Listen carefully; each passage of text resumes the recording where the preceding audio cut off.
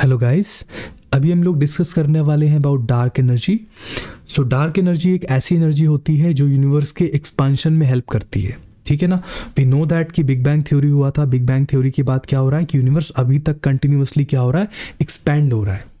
तो चूंकि universe expand हो रहा है, अगर एक्सपांशन की रेट कांस्टेंट होती, अगर यूनिवर्स के एक्सपांशन की रेट कांस्टेंट होती तो हम बोल सकते थे कि यार ये तो चलो ठीक है, तो नॉर्मल चीज़ है, वो एक्सपैंड हो रहा है क्योंकि बिग बैंग थ्योरी हुई थी, उसके कारण वो फैल रहा है।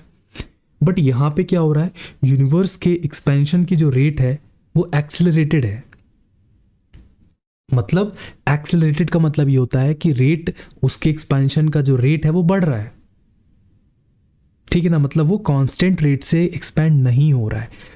तो देखो, जब भी एक्सेलरेटेड कहीं भी चीज़ होती है ना, जब भी कोई भी चीज़ एक्सेलरेटेड होती है तो उसमें क्या होता है, कहीं ना कहीं एनर्जी इन्वॉल्व हो जाती है, उसमें फोर्सेस इन्वॉल्व हो जाते हैं, क्योंकि बिना फोर्स के एक्सेलरेशन नहीं आता। और जब फोर्स लगेगा तो वर्क डन भी होगा। ठीक है ना। वर्क डन मतलब एनर्जी। तो कोई तो ऐसी चीज़ है जो यूनिवर्स के एक्सपेंशन में, यू कैन सी कि यूनिवर्स एक्सपैंड हो रहा है कंटिन्यूअसली। क्या हो रहा है, यूनिवर्स एक्सपैंड हो रहा है। तो कोई ऐसी चीज़ होगी जो यूनिवर्स के एक्सपेंशन में हेल्प कर रही होगी। और यूनिवर्स का जो एक्सपेंशन है वो कैसा है, एक्सेलरेटेड है। ठीक है ना। अगर कांस्टेंट रेट से होता तो हम बोल देते कि ठीक है यार, ये तो खुद से ही हो रहा है, बिग बैंग हुआ, ये खुद से ही दूर जा रहे हैं पार्टिकल्स, या खुद से ही ये दूर जा रहे हैं पूरी की पूरी गैलेक्सीज। लेकिन एक्चुअली में क्या हो रहा है, यहाँ पे डार्क एनर्जी इन्वॉल्व है, जिसके कारण यूनिवर्स जो है वो, उसकी एक्सपेंशन की जो रेट है वो इंक्रीज होती जा रही है, इंक्रीज होती जा रही है।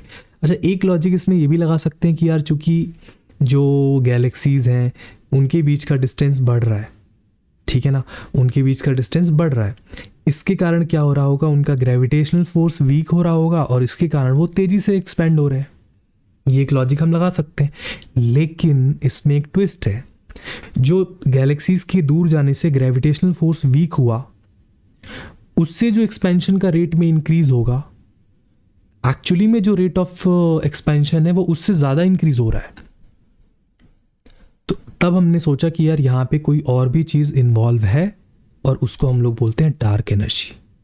ठीक है ना। सो डार्क एनर्जी का कॉन्सेप्ट समझ में आ गया, एकदम क्लियर हो गया कि भाई उसमें क्या है कि ये चूंकि गैलेक्सीज दूर जा रही हैं, अब क्योंकि यूनिवर्स एक्सपैंड हो रहा है तो गैलेक्सीज दूर जा रही हैं, तो मतलब उनका ग्रेविटेशनल फोर्स वीक होगा तो वो और तेजी से दूर जाएंगी। ठीक है ना। लेकिन ग्रेविटेशनल फोर्स के वीक होने से जितना वो स्पीड से या जिस रेट से वो दूर जाती हैं, उससे वो कहीं ज़्यादा रेट से दूर जा रही हैं।